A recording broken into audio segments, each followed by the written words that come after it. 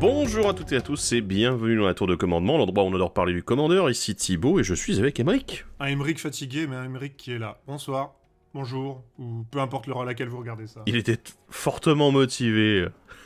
Ah oui, non, la motivation est encore là, mais c'est le physique qui tient pas. Ça va, il est pas 2h du matin, on est raisonnable, mais voilà. Aujourd'hui, on est là pour vous parler encore, et oui, des rues de la Nouvelle Capenna, la dernière édition de Magic l'Assemblée. Et il paraît qu'on n'a pas fini de vous parler des decks, et oui, il en reste encore 2 au stade où on en est aujourd'hui. Et je pense que vous êtes impatients d'entendre ce qu'on a à dire sur ceci. Et celui dont on va parler aujourd'hui, c'est... Le deck Maestro. Oui, le massacre des Maestros. Massacre des Maestros, le deck bleu, noir et rouge. Voilà. Avec Agnello à sa tête. Et oui.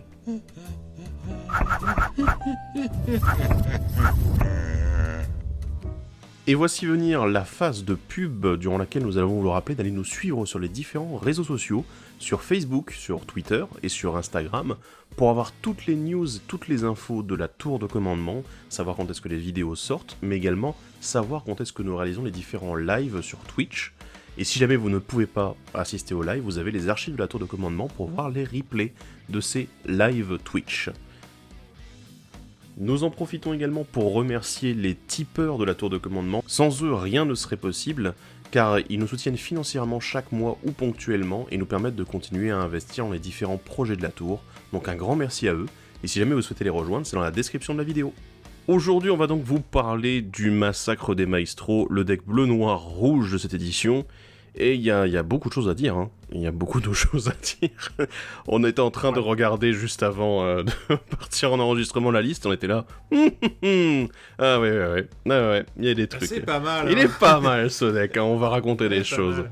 Et évidemment, on va commencer par aborder les différents commandants présents dans le deck, les nouveaux, bien sûr, mais aussi les petites rééditions sympathiques que vous allez peut-être apprécier à avoir dans votre collection également. Ensuite, on parlera des nouvelles cartes en intégralité, voilà, vous aurez la totale. Et après, on parlera des rééditions sympas qui fonctionnent bien dans le deck ou qui sont juste marrantes à avoir, voilà. Même si la liste serait longue si on faisait vraiment tout ce qui était un minimum intéressant, surtout dans ce deck, voilà. Exactement. Et on commence avec les commandants. On est parti. Ouais. On est parti. Allez, le commandant principal, c'est donc Agnello, le peintre, qui coûte un bleu, un noir, un rouge, qui est un vampire assassin légendaire, qui est une 1-3. Il a le contact mortel. Le premier sort d'éphémère ou de rituel que vous lancez à chaque tour a victime 2. Pour rappel, victime 2, eh bien en fait, au moment où vous lancez ce sort, vous pouvez sacrifier une créature de force supérieure ou égale à 2. Quand vous faites ainsi, copiez le sort et vous pouvez choisir une nouvelle cible pour cette copie. Bon, ceux qui me connaissent, enfin qui nous suivent sur le Discord savent que depuis que Agnello a été annoncé, je ne pense qu'à lui. Il hante mes jours et mes nuits. Comment ? Non, la créature est cool, elle a des très bonnes stats. Une 1-3 pour 3 qui a un contact mortel, c'est déjà bien. Et surtout, ce qui est cool, c'est qu'elle a le victime 2. Donc en fait, on va vouloir en profiter à fond. On va jouer, bien temporiser notre game, pas tout cracher comme un beu pendant un seul gros tour explosif comme on peut voir dans d'autres fois. Bien souvent quand on va jouer le deck, on va se limiter à un sort par tour, mais s'assurer d'en tirer un maximum de value quand on va faire ça. Il est aussi faible qu'il est fort, je pense. Vu comme ça, tu vois, si tu prends juste le commandant. Ouais. Dans le sens où tu vas te faire check à un moment, parce que les gens te disent non, je peux pas te le laisser en jeu, tu vas faire des bêtises. Je vois ce que et tu toi, veux tu vas essayer de gratter, tu vas faire allez, laissez-moi un tour, les gars. Ça me rappelle quelque chose. Non, mais allez, là, un petit tour de table, tu vois, vous me le gérez après. Et en fait, ce qui est ouf, c'est qu'en plus, genre, il coûte que 3, donc tu peux commencer à mettre une pression, tu fais T1. Allez, si t'es sous les bonnes étoiles, tu fais T1 seul ring caché, T2, tu fais ton Agnello, quoi. Il est ultra intéressant en tout cas. Je sais pas si je le jouerais ultra tôt Agnello pour ma part, ou si j'attendrais justement d'avoir le mana pour le lancer et ensuite lancer un éphémère ou un rituel, avec éventuellement un petit body sur le board avant. Voilà. Je me pose la question. Ouais. En fait, les deux peuvent se faire. Si tu vois qu'il n'y a pas beaucoup de répondants à la table, tu peux te permettre en fait de le jouer à 3, c'est pas très gênant. Et ça te permet de pas avoir trop de retard non plus, parce qu'on va voir que la liste, elle est un petit peu avare en créature, notamment. Ouais, un petit peu. Donc avoir une 1-3 à contact mortel qui reste sur le board, ça risque d'être intéressant. Surtout quand on voit ce qui peut popper en face, tu vois. Ouais. Tu regardes le deck Cabaretti ou le deck Rifter... C'est sûr, quand combat de préconstruit, Agnello, il met une pression tout de suite sur la table et... j'ai eu le coup, voilà, on a fait un test de préconstruit quand même, hein. J'ai joué une game à contre ce deck-là, et je me suis rendu compte en fait que y a un moment où il y avait un des joueurs qui dit bah non, je vais attaquer le joueur d'Agnello, pourquoi ? Parce qu'il a que son commandant pour bloquer, et il va certainement pas essayer de le perdre pour trade contre ma grosse créature. Eh ben si. Parce qu'il paraît que le contact mortel c'est fort, hein, donc perdre une fois Agnello, tu t'en fous. Hein. Et puis... Voilà. Bah et puis il coûte que 3, donc après il va faire quoi ? Bah il coûte 5, ouais, ok, super. Oui, ouais, voilà. Mais ouais. Mais ce que j'aime bien, c'est retrouver un petit peu ce mix entre, d'un côté, le spellslinger et l'aristocrate. Parce que finalement, on a... Enfin, aristocrate, sacrifice. On va pas dire aristocrate non plus. Là, je dévie un peu. Encore que... Ça pourrait être possible, mais voilà, peut-être que... Ah si, en fait, c'est complètement faisable. Si. Il y a un enchantement auquel je pense qui me fait un peu tiquer là. Non, mais ça se fait, c'est pas le problème. Il y a 2-3 choses en fait qui peuvent fonctionner dans cette direction-là, mais je conseillerais bien évidemment de jouer uniquement sacrifice, d'avoir des bodies sacrifiables, et puis voilà, on est content quoi. C'est le. Mais après, ce qui est marrant, c'est que le commandant en fait, c'est comment dire. C'est pas un commandant game breaker parce que ça va dépendre complètement du contenu du deck. C'est ça que j'apprécie aussi, c'est que tu sens qu'il peut être puissant, mais il va être puissant à cause des cartes à côté. Il va pas être puissant tout seul. Tout seul, il fait rien. Voilà, donc... Tout seul, c'est une 1-3 contact mortel qui est au board. Même si t'as pas de body à côté, en fait, finalement, il sert pas à grand chose à part à bloquer et à te défendre. Ouais. Et on va rester dans le cadre de purement, on regarde la liste telle qu'elle est, mais si je veux extrapoler un peu, en fait, la carte, elle tombe pile l'année après Magecraft, quoi. Oh non. Donc bon. Oh non. Non. Ah. Peut-être que on a peut-être pensé à ça quand on. Non. C'est pas vrai. Tu sais. Nous, on voit une porte ouverte, on la défonce quand même. Hein. Ouais. Bref. D'autant plus que le bleu et le rouge, il y avait énormément de Magecraft disponibles et qu'en noir, il y en avait également et des bons. Donc ouais, ça promet. Alors en noir, il y avait surtout ces jeux. Oui, voilà. Et Professeur X. Oui. Bref. Voilà. Bref, passons à la suite. Mais il est bien ce commandant en tout cas. Il y a un bon potentiel et il est pas broken à lui tout seul. C'est ça j'apprécie beaucoup. Non. Le second commandant, c'est Parnès, le pinceau subtil, une créature légendaire vampire et sorcier 4/4 pour 2, un bleu, un noir et un rouge. À chaque fois que vous ou qu'un permanent que vous contrôlez devient la cible d'un sort ou d'une capacité qu'un adversaire contrôle, contrecarrez ce sort ou cette capacité, à moins que ce joueur ne paye 4 points de vie. Et à chaque fois que vous copiez un sort, jusqu'à un adversaire ciblé peut aussi copier ce sort, et il peut choisir de nouvelles cibles pour cette copie. Du coup, en fait, techniquement, Parnès donne Ward payer 4 points de vie à tous tes permanents, quoi. À toi. Et à toi. Et à toi. Et à toi. T'es là, d'accord, ok. J'aime bien ça, c'est marrant. Lol. Sa première capacité me laisse un peu dubitatif, pardon, excuse-moi. Oh là là. Mais autant dire que je trouve que c'est cette première capacité pour ce commandant, c'est une protection, mais après, voilà, quoi, il y a rien de plus. C'est pas quelque chose où vous dites, ah, je vais monter un jeu là-dessus, quoi. Par contre, la deuxième, oui, peut-être. J'ai du mal. J'ai du mal à voir pour le moment. J'ai l'impression qu'il me manque quelque chose. Il me manque beaucoup de recherche autour du commandant pour dire ah oui, attendez, c'est jouable. Du genre des trucs qui sont symétriques déjà de base, donc on évite tout ce qui est ciblé. Ou alors tu incites les joueurs à cibler et du coup éventuellement à perdre les points de vie en liant avec la première capacité. Je sais pas. Moi je suis un peu moite-moite. Donc en gros, je suis d'accord avec toi, la première capa, tu peux pas vraiment, entre guillemets, te poser là-dessus, parce que, comme on l'a dit, je vais te donner Ward. Donc en fait, comment tu veux faire un deck autour de... regardez, j'ai Ward, bah d'accord, et... Tu vois, enfin... Oui, c'est compliqué. Voilà. Par contre, en fait, ce qui est bien, c'est que la première protège vachement de la puissance de la seconde. Dans le sens où, du coup, tu vas pouvoir t'amuser à jouer ton jeu dans ton coin, en ayant, entre guillemets, ton board un peu tranquille, parce que, bien souvent, tu vas lancer un sort, et quelqu'un va pouvoir le copier. Et c'est là que je pense que c'est bien, c'est parce qu'en fait, tu vas être un peu Grixis politique, où tu vas un peu faire la pluie et le beau temps, en mode, si je joue une Doomblade, tiens, toi, tu vas la choisir, tu vas la cibler, et puis du coup, tu peux aller casser un truc ailleurs. Après, c'est si tu copies le sort, que l'adversaire ciblé peut aussi copier ce sort. Ouais. Donc oui. voilà, c'est mais aussi ça, très subtil, c'est le perso subtil en même temps. Mais c'est très subtil parce que ça veut dire Ouais. qu'il faut que tu arrives déjà à copier de base ton sort Ouais. pour que les adversaires aient aussi une copie. Enfin, que l'un des adversaires que tu as ciblé puisse également en faire une copie. Par contre, c'est obligatoire. Ouais. C'est-à-dire que l'adversaire que tu Après, cibles, il a le choix, mais tu peux pas dire « Ah non, je vais pas lui donner le choix ». Non, c'est lui qui choisira de le faire Ouais. ou pas. Donc bon, c'est particulier quand même. Après, vous allez beaucoup l'entendre dans cette vidéo, mais Matchcraft existe en fait. Voilà. Et Ouais. depuis qu'il y a Matchcraft, finalement, vu qu'on sait qu'on peut gagner de la value sur la copie et plus seulement sur le cast, ça donne quand même envie de faire presque autant qu'avec Agnello, de faire vraiment un build basé uniquement sur le Matchcraft, où tu vas sortir ta meilleure Véran à côté. En plus, c'est un sorcier, donc tu peux jouer le prodige de MH2 là, qui dit que tu doubles les triggers. Et donc le moindre sort que tu vas lancer, tu vas en lancer 4 copies, enfin voilà, tu vois. Moi, ce qui m'intéresse bien avec Parness, en fait, justement, c'est que tu l'évoquais, c'est le fait comme avec Agnello, on avait ce côté copie. Là où Agnello, il y a ce côté victime qui est beaucoup mis en avant, Parness, elle est vraiment uniquement axée copie. Du coup, ce qui fait que les deux commandants, ils vont bien ensemble. C'est ça qui me plaît pas mal. Ah, ouais, ils vont bien ensemble et en même temps, t'es pas obligé de jouer les deux. Ouais, mais ils sont différents aussi. Ils fonctionnent bien ensemble, mais ils fonctionnent différemment aussi. C'est intéressant, je trouve. Ouais. J'aime bien le concept, en tout cas. Le troisième nouveau commandant, qui ne peut pas être à la tête du deck, c'est Cyrix, porteur de la flamme.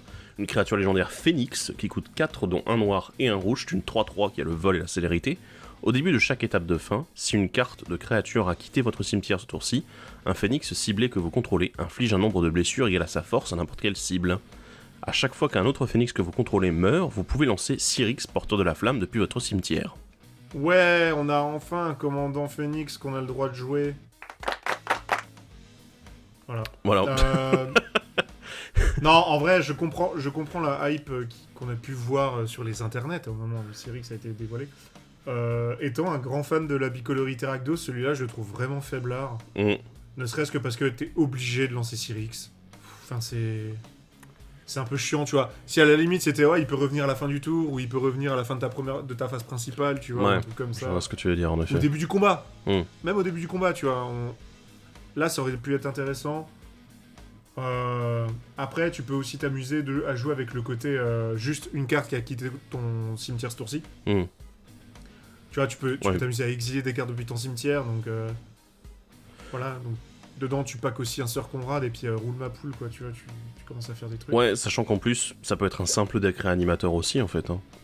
Ah, Où, c'est ça, exactement. Je fais réanimateur et je mets une bolt à chaque fois. Et t'es là. Ouais, bah c'est ça. Et en fait, c'est Cyrix qui va mettre les C'est dégâts. ça. Donc après, allez, tu peux t'amuser à lui mettre l'infection. Non, je le savais qu'il allait le dire, je le savais. Je le savais. Bah attends, tu crois vraiment qu'il va y avoir un épisode où je suis là où on va pas parler d'infection? Oh mon dieu. Cyrix, tu lui mets Tainted Strike, il devient 4-0, tu vires 3 créatures de ton cimetière, tu tues un joueur. Ouh. Basta, c'est tout. Non mais enfin voilà, tu vois ce que je veux dire, c'est faisable. Mais je pense qu'en fait c'est ultra gimmick de vouloir dire que je vais jouer Phoenix Tribal parce que, soyons honnêtes, les Phoenix ils sont pas bons. Il y en a trop peu, il y en a peut-être 3 ou 4 qui sont bons et c'est une tribu dans laquelle il doit y avoir 12 créatures à tout casser. Non, il y en a un peu. En vrai, il y en a un peu plus que ça. Un peu plus? Ah ouais, bah écoute, ouais. On va dire je me suis jamais penché sur le... Non, mais en fait, le problème, c'est c'est symptomatique du truc, c'est que il y en a combien qui sont bons, en fait? Enfin... Bah pas beaucoup. Bah c'est ça. Il y en a que quelques-uns qui me viennent en tête. Voilà, donc c'est... 30. Après, on peut jouer... Alors, on peut faire le cheating habituel de... Mon tribal, il a pas assez de bonnes créatures. Oh, mon dieu. Mais mon tribal, il a pas assez de créatures. Bah, qu'est-ce que je vais faire? Bah, je vais mettre des changelins. Wow. Bah ouais. Si vous voulez. Non, mais voilà, tu mets Conrad Tormod, une pelletée de Phoenix qui sont à peu près jouables, ou du moins qui peuvent revenir sans abuser de coups. Parce qu'en fait, t'en as beaucoup aussi, c'est juste ils ont un coup de mana et ils ont un coup alternatif pour revenir. Là, dans ce cas-là, on peut peut-être commencer à discuter, tu vois. Mais après, je pense que le côté réanimateur... Il y a un petit côté intéressant, ouais. Le côté réanimateur quitte le cimetière, c'est peut-être plus intéressant que jouer que Phoenix. le tribal Phoenix, ouais. Voilà. Ouais. Après avoir, honnêtement, moi je le mettrais de côté dans votre collection. Hein, voilà, les gens qui sont un petit peu comme nous dubitatifs sur ce côté Phoenix. À voir si dans les années à venir, il n'y a pas un peu plus de Phoenix qui sortent et qui pourraient s'ajouter à ce deck-là pour finalement le rendre bien, tout simplement. Ouais. Et quand bien Voilà. même, pour ceux qui sont sur le Discord, allez-y, n'hésitez pas à mettre ah bah tiens, regarde la liste là, je la trouve bien, vous me taguez, je la regarderai. Ouais. Mais là, moi, là aujourd'hui, je suis un peu dubitatif sur ce côté Phoenix Tribal. J'ai aucun doute quant au deck sur la deuxième partie, donc quitte ton cimetière et fais des trucs. Et de tuer avec l'infection quelqu'un. Voilà, et vous nous direz dans les commentaires de la vidéo quel est votre phénix préféré dans Magic. Voilà. Arclight On en Phoenix. profite. Il y a genre 0. C'est bizarre, hein. Il y en a que un, c'est Arclight Phoenix. Comment ça, il a dominé les formats? Bah, je vois pas de quoi vous voulez parler. Comment ça, Ils il en ont du domine ban. encore? Ils ont du ban Faceless Looting à cause de lui. Oh là là. On va passer du coup aux créatures légendaires qui sont des rééditions. On commence par un petit gobelin mono-red qui est Squee l'immortel gobelin, enfin créature légendaire gobelin, 2-1, pour 1 et 2 mana rouge. Vous pouvez lancer Squee l'immortel depuis votre cimetière ou depuis l'exil. Bon, ici, il y a un intérêt principal. Hein. Squee a 2 de force, il peut être lancé depuis le cimetière. Bah, du coup, ça a l'air pas mal avec Victime 2 à côté. Exactement. C'est le seul intérêt.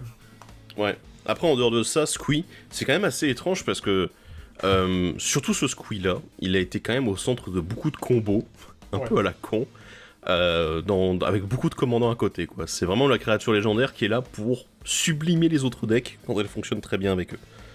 Et bah ici on a encore un bon exemple. Hein, donc, un seul rôle, c'est de servir de pot de peinture à Agnello, en fait, c'est tout. Et sinon, pour passer à notre commandant qui est plus coloré, tricolore pour être exact, c'est Kess, mage insoumise, qui coûte 4, dont un bleu, un noir, un rouge, humain et sorcier légendaire 3-4 avec le vol, et pendant chacun de vos tours, vous pouvez lancer un sort d'éphémère ou de rituel depuis votre cimetière. Si un sort lancé de cette manière devait être mis dans votre cimetière, exilez-le à la place. Ouais, bah là, encore une fois, on a une créature légendaire qui a pile sa place dans le deck, en fait. Elle va pouvoir donner une troisième et voire quatrième vie à tout n'importe quel sort qu'on va lancer. Et on va voir que dans le deck, il y a des sacrés sorts aussi. Si t'arrives à garder Akess et Agnello assez longtemps, tu vas vite devenir ingérable. C'est un peu... on se retrouve avec ce cumul de la value où finalement, je peux jouer qu'un seul exemplaire de la carte, vous êtes sûr? Bah oui, mais si je fais une copie, et puis si je le relance depuis le cimetière et que je refais une copie, comment ça se passe? Écoute... Non, mais c'est exactement ça. Voilà. Puis ce qui est bien, c'est que c'est une fois pendant... Enfin, c'est que pendant ton tour à toi, mais c'est un... Tu peux en lancer un, tu vois. Ouais. Donc, c'est pas comme si tu jouais Lyre et qui dit « Ah, c'est tout et tout le temps », tu vois. Tout et tout le temps, à le flashback. Oui, là, c'est un... Bon, oui. Là, ça va. Caisse, c'est à peu près soft, tu vois. C'est suffisamment soft pour que ça reste. Mais c'est vrai que c'est devenu... Ouais, et c'est devenu un des commandants un peu iconiques aussi du Grixis Spellslinger. C'est vrai que depuis qu'elle a été éditée dans le deck Inala, du coup en commandant de 2017, c'est vrai qu'elle a été très, très appréciée des joueurs, et c'est un commandant qu'on retrouve quand même assez régulièrement à la tête ou dans les listes, pour le coup. Donc, après, je pense qu'on elle est encore en tête sur les HREC, il y a plus de 5000 decks. Ah ouais. Comme voilà. Bah, parce qu'il y a des conneries à faire avec, parce que rejouer ton sort depuis le cimetière, c'est sympa, quoi. Et quand t'es en tricolore, c'est plus marrant. Puis elle est assez générique pour être forte. Ouais, c'est ça. Et je pense que Agnello est dans la même veine, en fait. C'est un peu la même idée, en effet. Bon, parlons maintenant des nouvelles cartes, et on va attaquer avec le bleu. Ouais.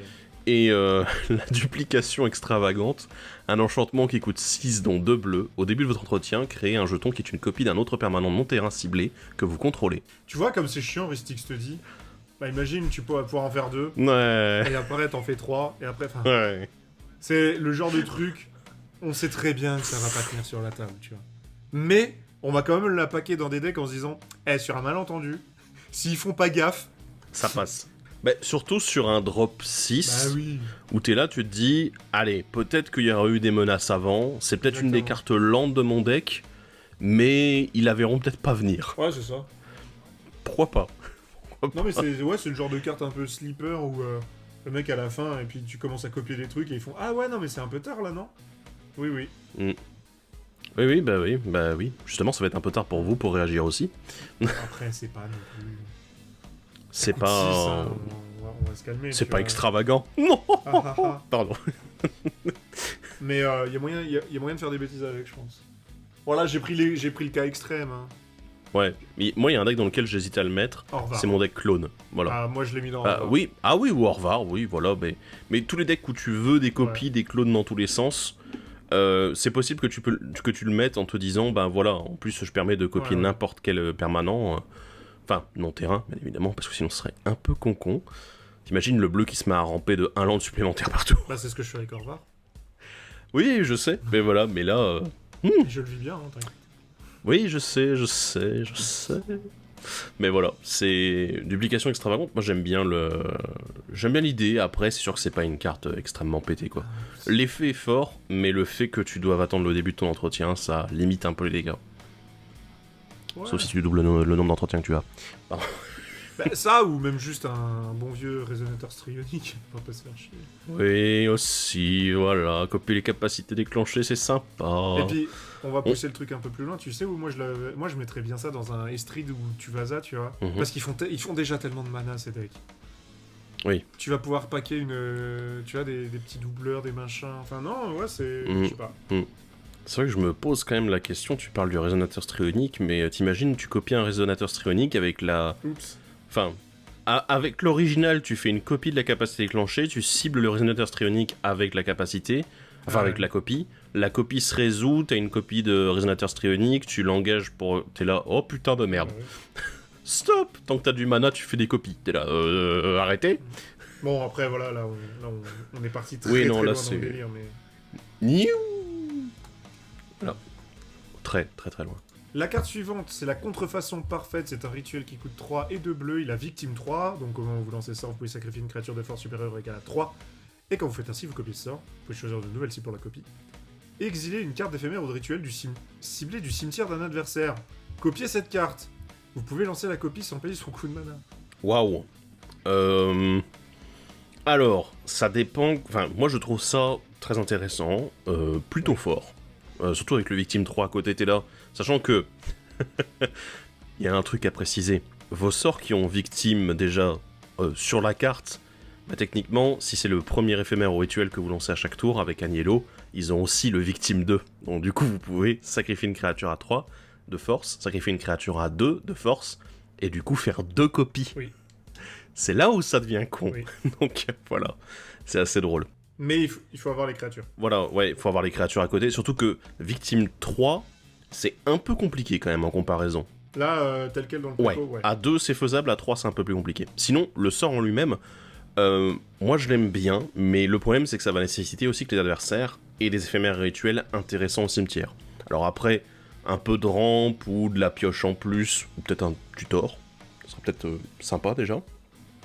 Ça paraît pas mal, oui. Mais c'est vrai qu'avoir des sorts qui sont très impactants dans la game et que vous allez pouvoir copier, bah ça risque d'être compliqué, d'autant plus que malheureusement tous les sorts à X ça fonctionne pas très bien avec ce genre d'effet.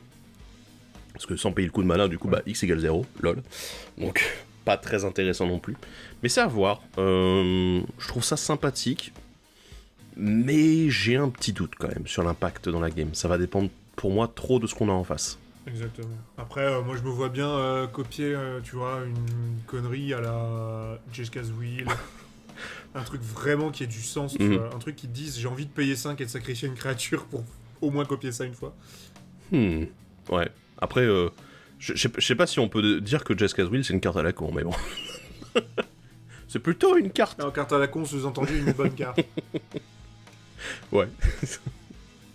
Mais oui, mais je vois ce que tu veux dire. De toute façon, toutes les cartes de value, je pense que c'est celles qu'on va avoir tendance à le plus copier, surtout pour 5 mana, quoi. Voilà.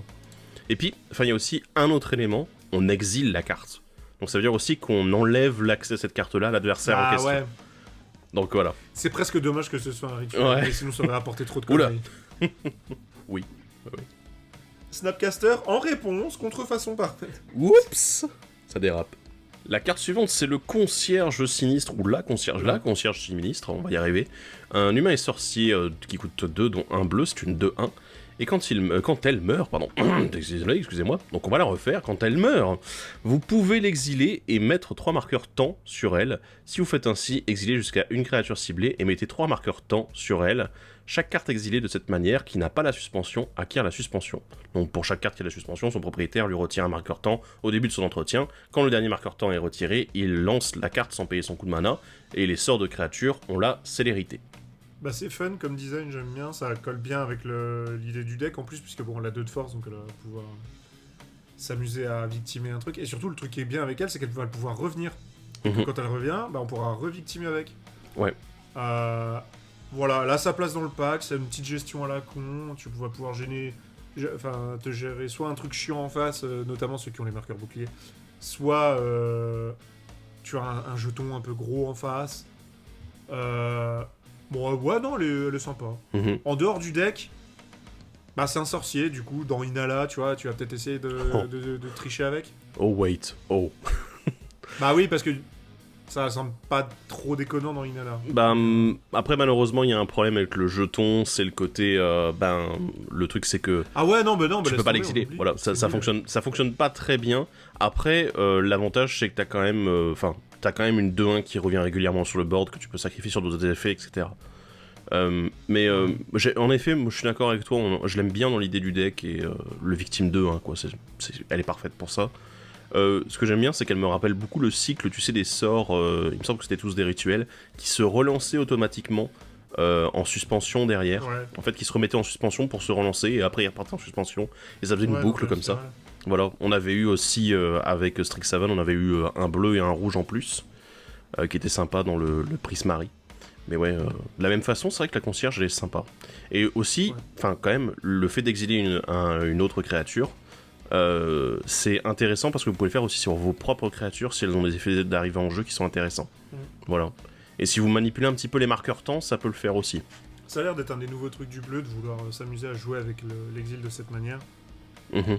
On avait eu en MH2 le truc qui dit que pour un bleu, tu peux foutre quelque chose en suspension pendant 3 tours aussi.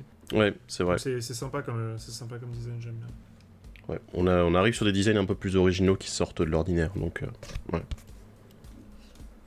On va maintenant passer au noir et la première carte qui est le décompte des corps. C'est un éphémère qui coûte 2 et un noir, et il a spectacle pour un noir.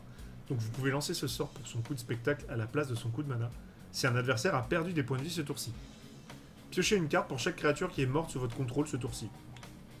Ouais, oui, j'aime bien, spectacle, ok, d'accord. Aristocrate. Oui, aristocrate, oui, évidemment.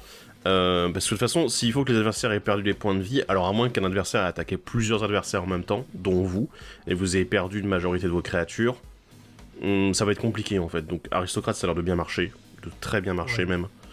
On a eu 2-3 autres effets, notamment le porte-étendard de Liliana. Je sais pas si tu te rappelles aussi, qui faisait piocher une carte pour chaque créature qui était morte sous ton contrôle. C'était pas mal non plus ça. Le Nord se souvient. Voilà, donc c'est... Il y a pas mal de cartes comme ça qui sont intéressantes, mais c'est vrai que lui, en fait, avec le spectacle à 1 noir, c'est génial. Moi, je le trouve parfait, en fait. Ouais.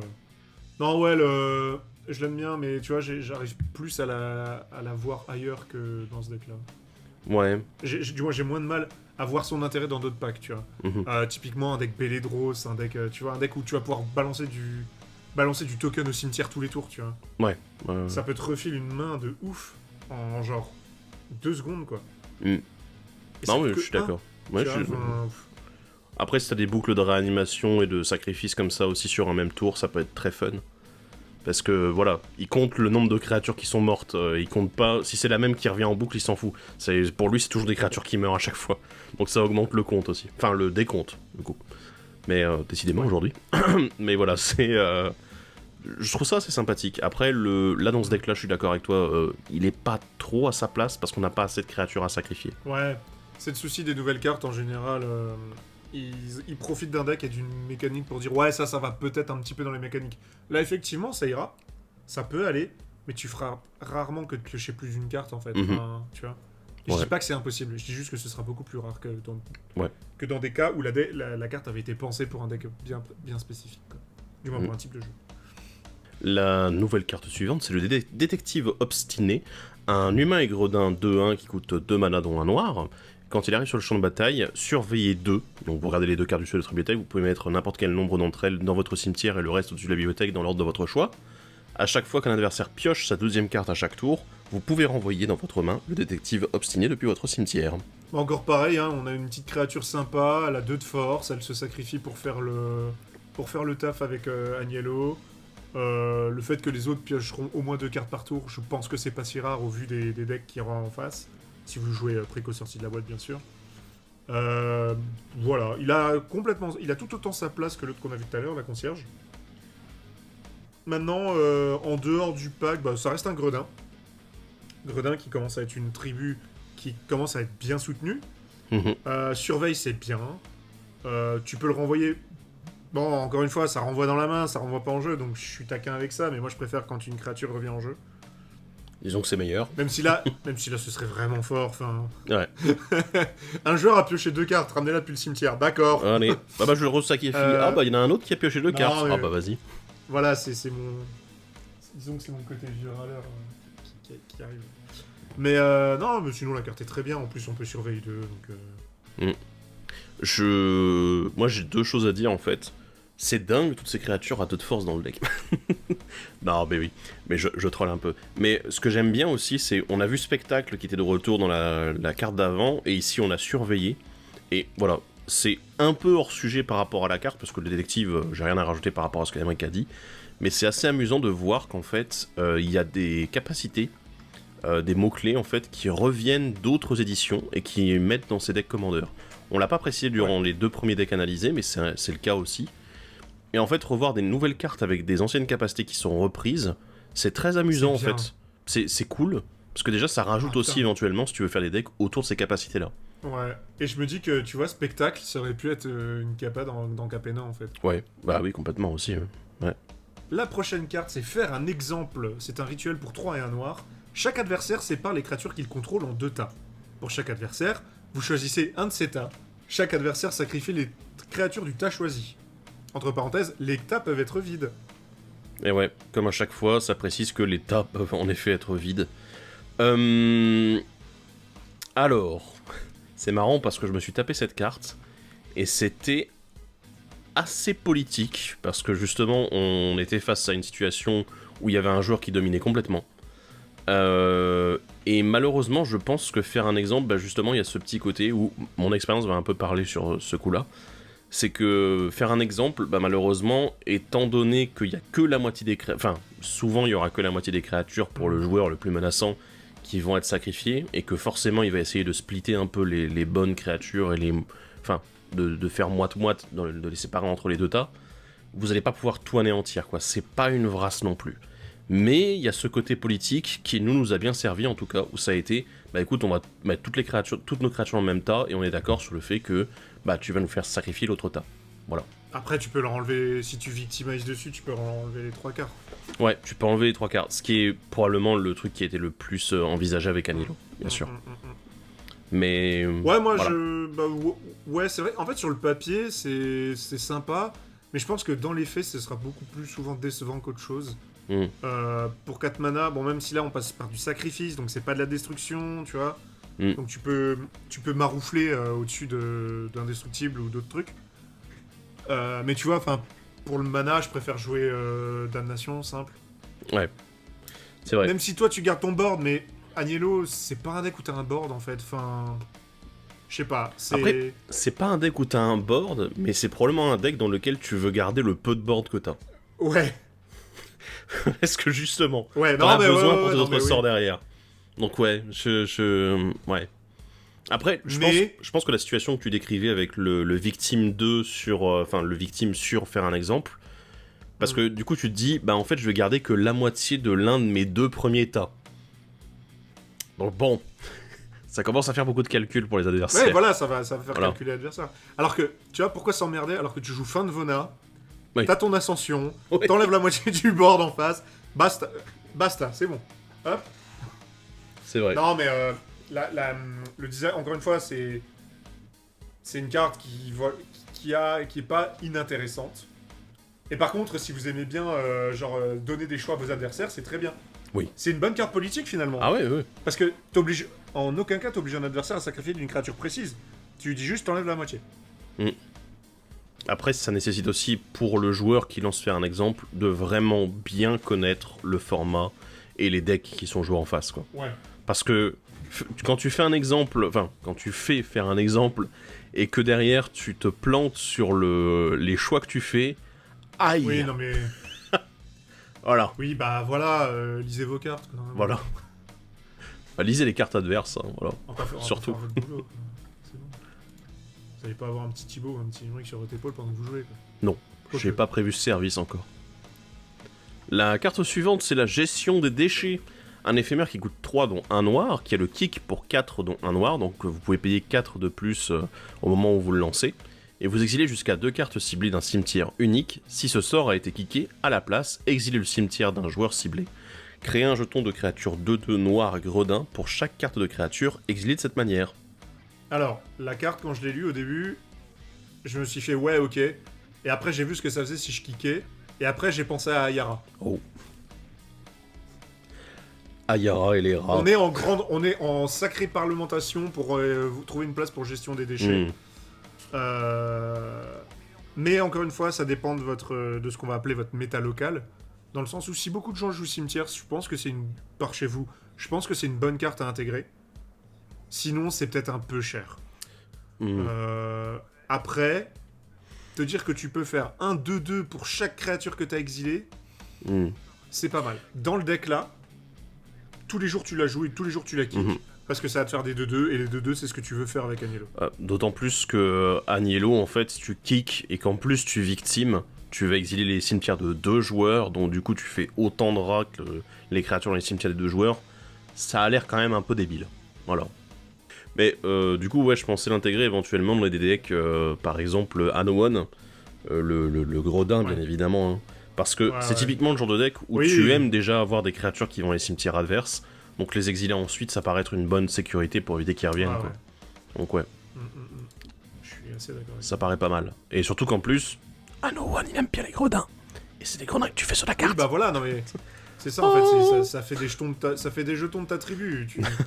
À un moment, on va pas jouer à votre place, voilà. Quoi, merde. Mettez-le dans Anowon, il va être content. Putain. Mais ouais, ça paraît pas mal. Après, d'un côté Flavor, voilà, j'aimerais parler 2 secondes. La gestion des déchets, c'est quand même, on dispose d'un corps pour créer un gredin. Écoutez, je me demande... Oui, c'est du drôle de recyclage, hein. C'est comme ça qu'ils recyclent la main d'œuvre chez les rifters, peut-être. Bah, et les maestros. Ouais. Non. C'est les maestros qui Oui, font ça, enfin. oui. Mais c'est les rifters, la main d'œuvre. La prochaine carte, c'est le pacte de Xander, un rituel qui coûte 4 et 2 mana noirs. Il a victime 2. Chaque adversaire exile la carte du dessus de sa bibliothèque. Vous pouvez lancer des sorts parmi ces cartes ce tour-ci. Si vous lancez un sort de cette manière, payez un nombre de points de vie égal à la valeur de mana de ce sort, à la place de son coût de mana.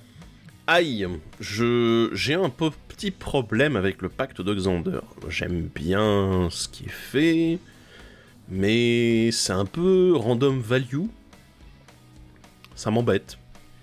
Je sais pas. On me l'a proposé de le mettre dans le V10, justement, hier soir, on était en live dessus.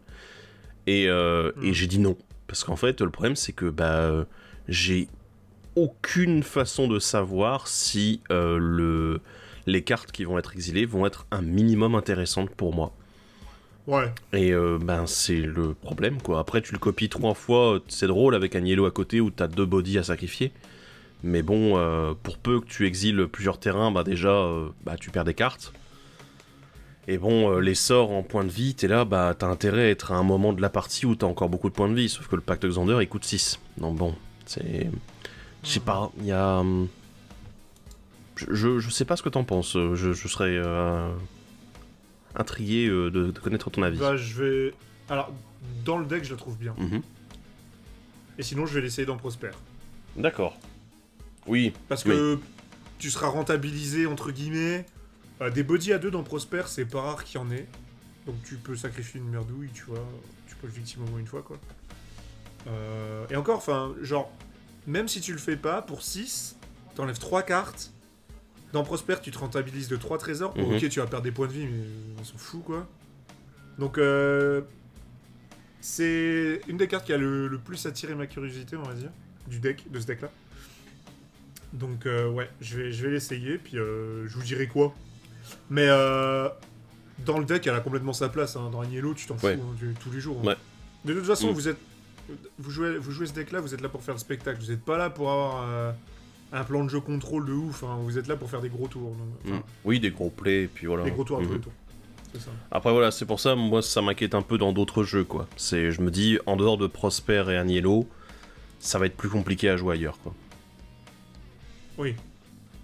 Mais tu vois, c'est pas plus mal en fait qu'il y ait des cartes qui soient genre entre guillemets réservées à un deck, à un type Oui. de deck. Tu Ah vois. oui, complètement, oui. Bon, surtout quand on parle d'un des decks qui s'est posé comme étant le plus populaire. Enfin, genre Prosper, il est venu avec ses arguments, on va dire. Il les a posés sur la table et maintenant beaucoup trop de gens jouent Prosper, dont je fais partie, tu vois. Donc, Oui. C'est un peu de ta faute aussi. va pas me dire que les 6000 decks de H-Rec, ils sont notre faute, quoi. Alors, on passe maintenant aux cartes rouges. Nouvelle carte, échange audacieux. Un éphémère qui coûte 4, dont un rouge. Il a victime 2. Et derrière, le propriétaire d'un permanent non-enchantement ciblé le mélange dans sa bibliothèque et exile ensuite la carte du dessus de sa bibliothèque. Si c'est une carte de terrain, il la met sur le champ de bataille, sinon il peut la lancer sans payer son coût de mana. Pourquoi non-enchantement? C'est quoi leur problème? J'étais sûr qu'il allait en parler. Oh, mais quelle restriction nulle. Non, on vous spoile rien, mais on vous a un peu spoilé quand même. Non mais putain quoi. Alors, Oh. ah bah dis donc c'est marrant, tenez, on vous donne un chaos sword pour vous pouvez victimize pour mélanger un autre truc. Toi tu dis putain trop bien, je vais pouvoir gêner un truc chiant et un autre truc chiant. Mais si un de ces deux trucs chiants c'est un enchantement, bah tu l'as dans le et tu peux rien faire. Ah là là. Putain. Non mais alors, attendez, je souffle. En vrai c'est une bonne carte. Ouais. C'est aussi fun que de jouer Chaos Warp en vrai. Mhm. Sauf que là, tu vas pouvoir sacrifier un truc, en faire deux. En fait, il me fait penser un peu à Tibalt's Trickery. Parce que c'est... Alors, au lieu de gérer du coup un sort dans la pile, ici il gère un permanent sur le board. Mais de la même façon en fait, parce que Tibalt's Trickery te permet de lancer la carte que tu vas révéler. Gratuitement. Exactement. Donc là c'est un peu pareil en fait, c'est que tu vas pouvoir récupérer soit un land que tu mets directement en jeu, soit tu vas pouvoir lancer un sort gratuitement.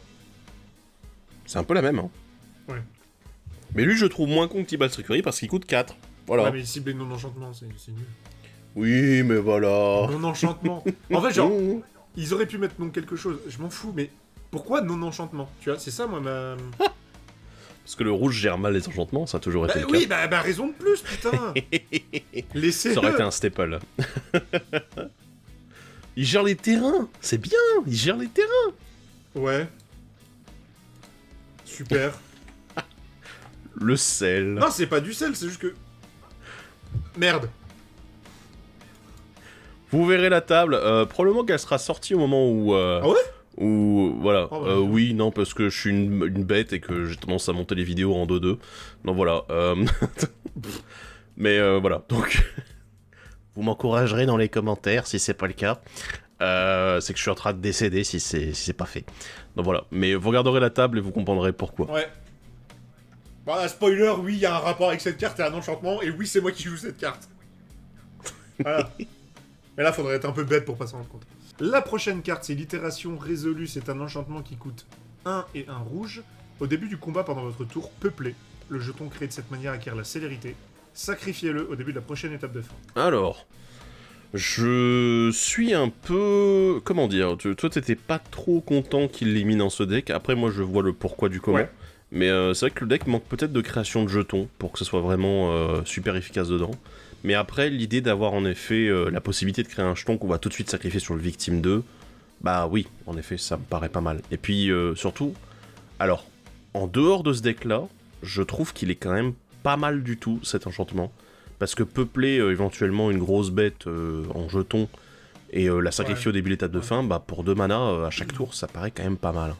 Oui, pour toutes les raisons que t'as amenées, et en même temps, bon, ouais, ok, il y a quand même pas mal de petites bêtes à 2 dans le pack que tu serais content d'en faire un jeton pour pouvoir victimer dessus. Mhm. Maintenant, enfin, en vrai, le truc, c'est que j'ai vu la carte, j'ai fait, ah putain, Feldon. Et en fait, tu vois, ces trucs où, comme c'est comme pour le pacte de Xander tout à l'heure, tu vois, je l'avais vu, j'ai fait, ah, Prosper, c'est marrant. Tu vois. Ouais. Et quand je pars avec ce biais-là, bah en fait, j'ai du mal à le voir ailleurs. Ouais, Maintenant, on est d'accord, genre, dans Feldon, c'est trop bien, tu vois, de jouer itération résolue. Oui, oui, ça a l'air pas mal en effet. Feldon ou Jaxis, hein, vu que c'est à peu Ouais, près le Jaxis même de la deck, même manière, voilà. Mhm. Mais, et du coup, genre, j'arrivais pas du tout à voir la... Enfin, pas du tout, j'ai compris que oui, c'est bien de mettre un truc à 2 de force, mais il y a même pas de créatures qui ont un ETB trop intéressant dans le deck. Mhm. Enfin, de jetons de créatures, parce que c'est peuplé à chaque fois, donc ouais. Bah ouais, en plus, enfin... Je pense que ici, l'objectif, c'est juste de dire, pour 2 mana, en fait, t'as un investissement avec un jeton qui t'est créé à chaque tour, et qui sera bon pour la victime. Hein. Ouais, mais attends, il y a même pas Talrand dans le deck, enfin... Ouais, c'est le petit truc dommage, mais on en parlera dans la réédition, hein, voilà. Et c'est con que je dise ça, mais putain, y a pas Talrand dans le deck, quoi. Moi qui dis ça, alors que moi j'en ai tout le tour du bide et j'en peux plus, quoi, de voir Talrand. Ouais, non, en fait, itération résolue, c'est... Même truc que pour Détective Obstiné, c'est le genre de carte, ouais, elles sont bien, mais on les a mises là parce que c'était les couleurs, et qu'il y a un peu un intérêt dans le deck. Ouais. Mais elle sera mieux ailleurs. Ouais. Ou alors si le deck est modifié vraiment d'une certaine façon pour que ce soit plus intéressant. Ouais. La carte suivante, c'est la dernière du rouge, c'est la Soprano Envoûtante. Un humain et barde 2/2 pour 2 dont un rouge. À chaque fois que la Soprano Envoûtante attaque, les sorts d'éphémères et de rituels que vous lancez ce tour-ci coûtent 1 de moins à lancer. Et elle a le encore pour 4 dont un rouge, donc vous l'exilez et vous pouvez, pour chaque adversaire, créer une copie de jeton qui va attaquer cet adversaire ce tour-ci si possible. Elle acquiert la célérité, vous la sacrifiez au début de la prochaine étape de fin. Uniquement en rituel que vous pouvez faire le encore. J'aime bien encore. Je trouve que c'est une mécanique qui était très très sympa de Commander Legends. Alors après... en fait, la carte, sur le papier, la carte, elle vend genre. Et en fait, tu te rends compte qu'il faut qu'elle fasse un tour de table, il faut qu'elle puisse attaquer. Tout ça pour avoir une réduction de 1. Et elle coûte 2. Donc pourquoi est-ce que je jouerais pas Électromancien Gobelin à la place Bah oui, mais Emmerich, elle peut avoir Encore. Bah ouais, mais Encore, tu vas le faire une fois en fait, parce que tu vas l'exiler. Ouais. Je pense que l'objectif, en effet, c'est vraiment le encore, parce que tu te dis, ouais, mais le encore, t'as une réduction de 3 sur tous tes éphémères rituels jusqu'à la fin du tour. Ouais. Après, le problème, c'est que ça coûte 4 à lancer de base, quoi. Donc du coup... c'est ça. T'as intérêt à vouloir lancer beaucoup de sorts sur un tour, quoi. Bah ouais, mais avec Agnello, t'as pas envie de l'en lancer beaucoup, t'as envie d'en lancer un tous les tours. Bah ouais. Et en plus, après, tu peux te servir des jetons qui ont été créés pour le Victime 2. C'est pas mal, mais tu peux le faire qu'une fois, puisque c'est que le premier, donc... C'est vraiment bizarre. Mais elle est bien, mais elle est bizarre, en fait, dans le deck. C'est étrange. Elle est bien, mais elle est pas ouf. Dans les decks qui sont un peu plus Spellslinger, en fait... je pense que vraiment elle sera plus à sa place, mais en même temps ça demande toujours l'investissement du encore. Bah ouais, mais enfin, en fait genre, le prix du encore, ça rembourse même pas la réduction que le Soprano te donne. Ouais. Bah après ça dépend, sur un sort tu récupères pas le coût du encore, sur plusieurs c'est complètement, c'est un bénéfice quoi. Ouais. Mais ouais, je sais pas, c'est étrange. Je pense que j'ai envie de voir ce qu'elle peut faire. C'est con, hein, parce que sur le papier, elle est bien, la carte. Hein. À mon avis, dans les bons decks, dans les bons setups, elle pourra vraiment faire des conneries. Vraiment, commencer à réduire les coups de 3, par exemple, ça va être con-con. Ouais. Je pense à un truc aussi, avec les phases de combat supplémentaires. Mais ça me paraît un peu tiré par les cheveux, quoi. Mais c'est super, ça reste cher, en fait. Enfin, ouais. On dirait un truc un peu trop utopique, quoi. Bref. La prochaine carte, c'est la course-poursuite cryptique. C'est un enchantement qui coûte 2 incolores, un bleu et un rouge. À chaque fois que vous lancez un sort d'éphémère ou de rituel depuis votre main, manifestez la carte du dessus de votre bibliothèque. Donc vous prenez la carte du dessus, vous la retournez, et ça devient une 2/2. Et vous pouvez la regarder à tout moment, et on peut la retourner à tout moment pour son coût de mana si c'est une carte de créature. À chaque fois qu'une créature face cachée que vous contrôlez meurt, exilez-la, si c'est une carte d'éphémère ou de rituel.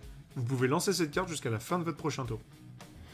Ouais, alors, la course-poursuite cryptique, j'ai beaucoup de choses à dire autour. Je me la suis prise aussi durant les tests de préconstruit. Ouais. Je trouve ça assez violent en fait, parce que ça me rappelle un peu Talrand de la même façon, en disant « Ah oui, je fais les 2/2, tout ça ». Sauf qu'ici, on utilise les cartes dessus notre bibliothèque. Bon, voilà, on fait des manifestations, c'est pas des 2/2 vol, d'accord, très bien. Mais en fait, moi ce qui m'intéresse vraiment à fond, c'est de voir que nos créatures fassent cacher, donc généralement les manifestations, pas beaucoup d'autres moyens de le faire. Eh bien, si ce sont des effets rituels, on a la possibilité derrière de les jouer, mais de les jouer jusqu'à la fin de notre prochain tour. Ce qui est une durée extrêmement longue dans un tour de commandeur multijoueur. Ouais. Donc, j'aime bien la carte. J'aime bien son design, pour moi, elle est ni trop chère, ni trop peu cher, parce que sinon ça aurait été vraiment complètement craqué. Et son design est bien équilibré, en fait, de manière à rendre la carte très intéressante, quoi. Ouais. Après, il faut être dans un deck qui est basé énormément sur les éphémères rituels. Exactement. Quoi. Ce qui tombe bien, parce que c'est les couleurs, quoi. Tu vois, enfin... Oui. Genre XZ, pareil que c'est les couleurs. Moi, qui me fait... J'ai peur de répéter un truc que t'as dit parce que j'ai eu une absence. Vas-y. En fait, ce qui est bien, c'est que des fois, quand tu manifestes un truc, t'es deck parce que c'est un éphémère. Mhm. Là, au moins, t'as toujours le choix de te dire « Ah, trop bien, en fait. Cette carte qui était une 2-2 jusqu'à présent, je pourrais la rejouer. » Et du coup, vu que c'est une 2-2, elle va bien dans le deck parce que tu peux victimer dessus. Donc, Ouais, bah oui, je suis d'accord. En fait, on a ce côté où, sur les manifestations d'habitude, parce que si vous jouez un deck qui veut manifester régulièrement, non, on vous propose pas d'aller faire la grève non plus, mais la course-poursuite cryptique, elle est bien même dans ce genre de deck, puisqu'elle vous permet de recycler les manifestations que vous ferez autrement qu'avec l'enchantement dont on parle ici. Donc c'est quand même pas mal du tout. En fait, on perd pas les cartes, quoi. Les seuls qu'on va perdre, c'est ce qui n'est pas créature et ce qui n'est pas éphémère rituel. Donc bon, ça diminue un peu les cartes qu'on perd sur la manifestation. Ouais. Dernière carte multicolore, c'est la confluence des maestros, un rituel qui coûte 6, dont un bleu, un noir, un rouge. Choisissez 3, vous pouvez choisir le même mode plus d'une fois. Renvoyez une carte d'éphémère ou de rituel monochrome ciblée depuis votre cimetière dans votre main. Une créature ciblée gagne -3/-3 jusqu'à la fin du tour. Incitez chaque créature qu'un joueur ciblé contrôle. Donc jusqu'à votre prochain tour, ces créatures attaquent à chaque combat si possible, et attaquent un autre joueur que vous si possible. J'aime beaucoup les 3 modes. Vous verrez que le sort est assez cool. En fait, ce qui est bien, je pense que mon mode préféré, c'est le 3ème. Oui. Je plus sois. Parce que tu peux... En fait, la faiblesse du pack, sorti de la boîte, c'est ça. C'est le fait de ne pas avoir trop de présence sur le board, et que le peu de présence que tu as, tu te dois de le garder, parce que sinon, bah, tu meurs sous les assauts répétés des rifters et des cabaretti, quoi. Inciter, en fait, ça va te permettre au mieux de clean les boards en face, parce qu'ils vont s'entre-attaquer entre eux. Et au pire, bah, tu leur auras fait du ressource denial, ils seront tous all tap, en termes de créa, du moins. Donc tu seras encore un tour tranquille, quoi. Le fait de pouvoir mettre des -3/-3, bon, allez, même pour 6, mettre jusqu'à 3 créatures -3/-3, je trouve que c'est un peu limite. Par contre, pour 6, je pense que récupérer 3 éphémères au rituel monocolore, c'est vraiment fort. Ouais. Je suis plus ou moins d'accord. Le premier mode, moi, je le trouve intéressant, et je pense qu'il se cumulera souvent avec le 3ème. Le 2ème, c'est celui vraiment qui va être très situationnel pour moi. Parce que, le -3/-3, quand t'as 6 mana à dépenser... ouais, honnêtement, ouais, tu fais autre chose. Oui, et te dire, pour 6 mana, je fais -9/-9... ouais, mais bon, déjà, on n'aura pas souvent l'utilité. Ce qui fait chier, en fait, c'est que c'est par 3, en fait. Parce que t'as des créatures qui sont impactantes à 4 de force. À 3, c'est plutôt moyen encore. À 4, elles commencent à être plus impactantes. Enfin, 4 de force et d'endurance, bien évidemment. Et du coup, t'es obligé de choisir 2 fois ce mode-là. Et les créatures à 7 de force et d'endurance, elles sont aussi très impactantes dans la game. Et du coup, t'es obligé de le choisir 3 fois. Et t'es là, fuck. C'est vraiment la totale, en fait. Donc bon, c'est...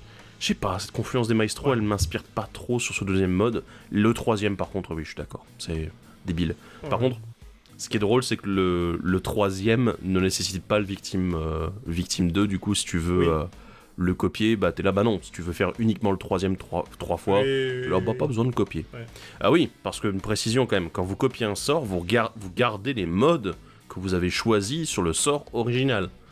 Donc, petite précision à faire, c'est-à-dire que vous pouvez pas changer les modes, vous pouvez changer les cibles, mais pas les modes quand vous faites une copie.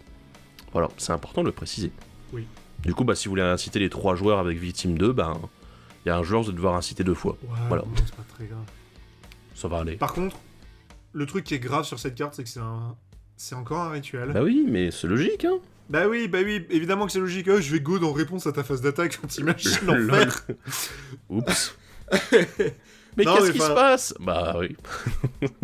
Non mais, je pense que dans pas longtemps on l'aura ça, le go en éphémère, je l'attends.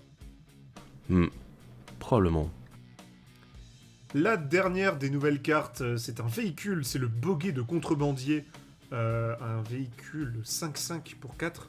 Il a cachette 4, donc quand cet artefact arrive sur le champ de bataille, regardez les 4 cartes du dessus de votre bibliothèque.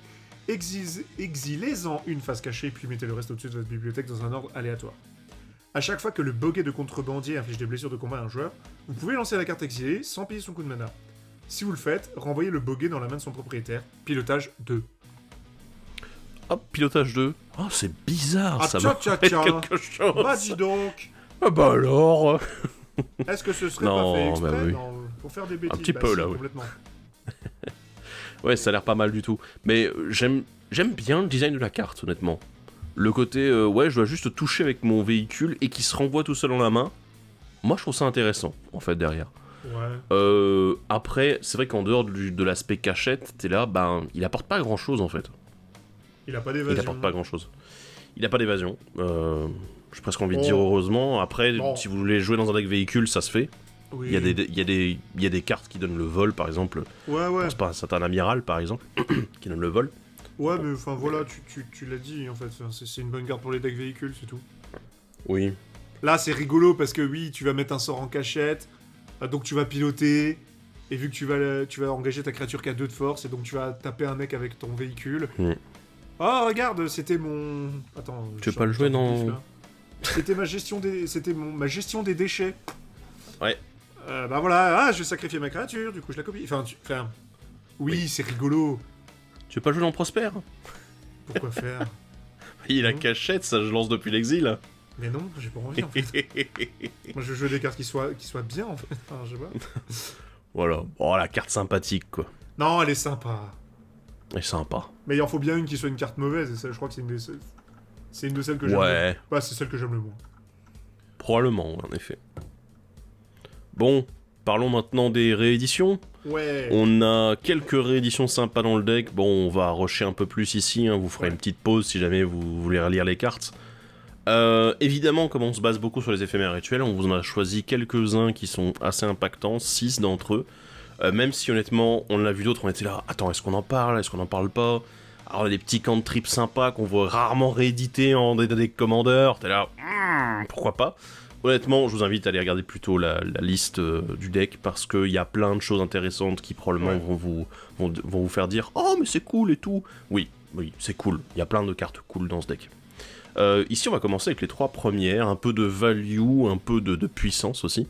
Recherche effrénée, confluence mystique et fouille temporelle. Bah, bizarrement, encore une fois, déjà, on a une confluence ici. Ouais. Ok. C'est celle qui était la plus rééditée en plus, hein, donc voilà. Ouais, mais enfin, il y a une fois, ça compte pas parce que c'est une judge, je crois.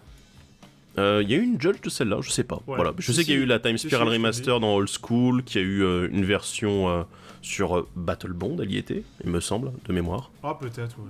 Voilà, mais il y a eu plusieurs fois où elle a été rééditée, c'était un peu drôle.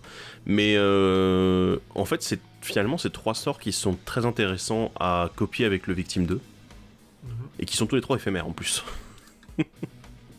Ouais. Donc, des bons sorts de plus-value, on a du contre-sort avec la confluence mystique en plus. Et ouais, c'est vraiment de la bonne plus-value pour le deck, quoi. Et ça fonctionne bien. T'as recherché freiné. Ouais, recherche effrénée. Tu dégages 6 landes. Mais c'est dingue. Je pioche 4, je défausse 4, je dégage 6 terrains. Ah ouais, mais de toute façon, recherche effrénée, à partir du moment où t'as un deck qui réduit les coûts ou qui copie les sorts, automatiquement tu la mets dedans parce qu'elle dégage des terrains. Et c'est un peu pareil avec les autres qui font la même chose, qui dégagent des terrains aussi. T'es là, bah ouais. On rembourse du mana, quoi. Lol. C'est drôle. Ouais, puis même, enfin voilà, comme t'as dit, hein, confluence. C'est un staple un peu cher, mais c'est un staple quand même. Et fouille temporelle, généralement, ça va coûter 3. Ouais. Bah surtout vu le nombre d'éphémères rituels qu'on lance, quoi. Les 3 cartes suivantes rééditées intéressantes, c'est la réaction en chaîne, blâme du fleuve et le pacte damné. Donc c'est 3 cartes de fin de game, hein, on peut dire, qui auront un gros impact sur le déroulement de votre plan de jeu. Attention quand même à votre chaîne réaction, parce que comme on vous a dit, hein, vous avez besoin d'avoir votre board. Et si vous le jouez pas correctement, bah, vous risquez de vous retrouver à poil. Et je pense que ce deck, si vous prenez une phrase, vous aurez peut-être un peu de mal à vous en sortir. Je pense. Mais moi je trouve les 3 cartes cool en fait, parce qu'elles montrent aussi la capacité Victime 2, à quel point elle peut rendre les cartes très puissantes, voire même, ça peut finir la partie, quoi. Donc ouais, c'est bien. Quand on avait testé les précos, il y a eu une anecdote d'un gars qui, lui, avait joué contre le deck. Et le gars à la table avait réussi à transformer le blâme du fleuve en Cyclonic Rift, quoi. Enfin... Ouais, bah alors, oui. Donc, bon. Comme quoi, tout est possible. Tout est possible. Et Pacte d'année, n'oubliez pas que vous pouvez tuer un joueur avec, on l'oublie trop souvent. Et même 2 avec le Victime 2. Wouh! Oui. Alors ensuite, ça c'est un truc qui était super intéressant dans le deck, parce que bon, Victime 2 fait des copies, y a pas de problème, mais on a encore plus de possibilités de faire des copies dans ce deck. Il y a 2 cartes qui ont été mises, 2 très bonnes rééditions. Il y en a une qui nous venait d'un autre deck Commander, c'est Double Vision et Bâton des Doublants. Donc voilà, enfin vraiment dans le côté copie de sort, je pense que là on se place pas mal en termes de cartes très synergiques avec cet aspect-là du deck. Quoi. Oui. Donc ouais, surtout le Bâton des Doublants. Enfin moi honnêtement... le bâton, c'était le copie Harmonicon. Hein, voilà, c'est... Ouais, bah oui, complètement. S'il avait pas été dans le deck, je pense qu'il aurait été rajouté par beaucoup de monde en fait, de base. Je suis un peu moins chaud sur Double Vision, je vais pas te mentir. Ouais, je comprends. Je comprends le truc. En fait, c'est mignon, tu vois. Ouais. Mais... Ça demande beaucoup de mana déjà à investir de base pour le lancer.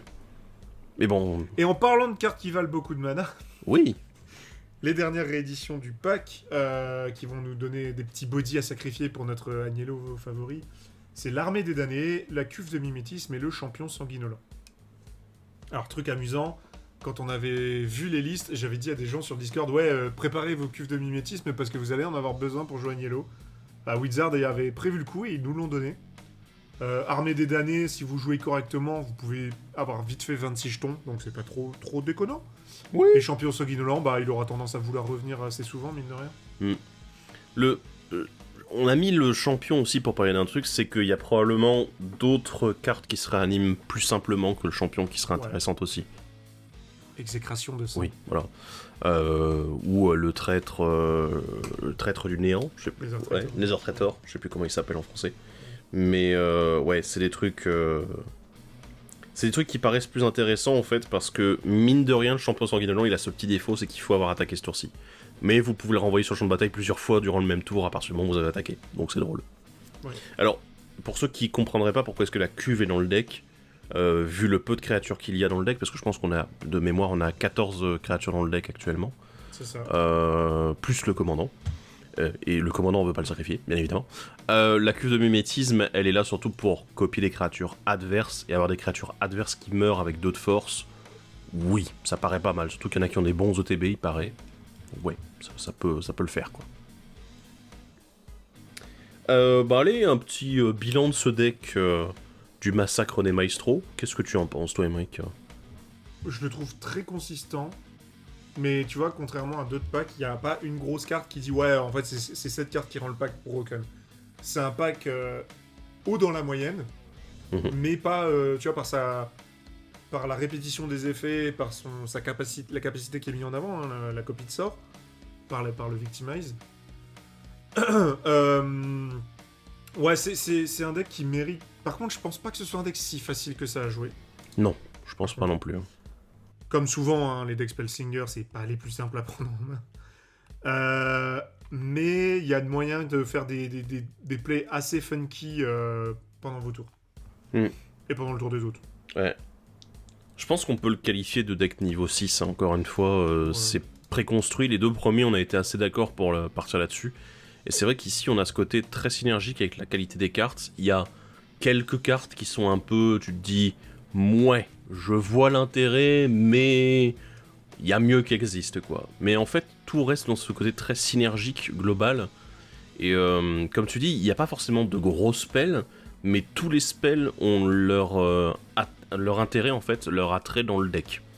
Et c'est ça qui est super intéressant, parce que ça change vraiment de ce qu'on a pu voir dans certains préconstruits auparavant, quoi. Mais ouais, comme tu dis, je pense qu'il est assez difficile à piloter. Ça demande beaucoup de maîtrise, et surtout de prendre son temps. Ce qui n'est pas forcément quelque chose que des joueurs un peu plus débutants dans le format ou dans Magic vont avoir l'habitude de faire. Je veux dire, l'aggro c'est bien, après tout, taper ça fonctionne simplement. Là ici c'est un deck qui prend un peu plus son temps pour se poser. Alors après pour gagner, c'est la grande question, comment est-ce qu'un deck comme ça gagne ? Difficilement, ou en épuisant les adversaires, je dirais, presque. En fait, comme un assassin dans la vraie vie, en fait, il va attendre que les autres soient à bout de jus et lui va faire pacte d'année copié, toi et toi t'es mort. Ouais. C'est un peu ça, il va out-value les adversaires en attendant d'arriver au bon moment où il pourra faire le gros play. Ouais. Quitte même à ce qu'au début ils prennent des coups pour montrer qu'il est moins menaçant qu'à un certain moment, tu vois. Ouais. Bien sûr. Alors attention, c'est pas un appel à défoncer le mec qui joue Agnello. Hein. Ah Parce que vous verrez qu'il y a des fois, les joueurs Agnello, ils ont un mauvais départ, et des fois, bon... Mais bon. Il va spoiler la table si ça continue. Non. Non. Non. Non. Moi, non. Non. Non, mais voilà, c'est un pack, qui se joue tout en finesse, en fait. Comme un peintre, tu vois. Ouais. Tu dois jouer vraiment genre mollo, pas tout cracher tout d'un coup, essayer de te déplacer, de te faufiler entre les autres gens qui vont s'envoyer des coups, faire le mec pas trop dangereux, et puis d'un moment, boum boum. Et t'as assez d'armes politiques dans le deck pour pouvoir te servir de ça, justement. Entre faire un exemple, échange audacieux, gestion des déchets, qui peut être pas trop déconnant non plus. Ouais, complètement. Donc, ouais, non, la liste, c'est sympa. Après, je pense, ce qu'il faut faire attention aussi, c'est la gestion de vos ressources. C'est-à-dire, il y a probablement des éphémères rituels qui seront beaucoup plus intéressants à partir du moment où vous aurez le setup pour les copier. Oui.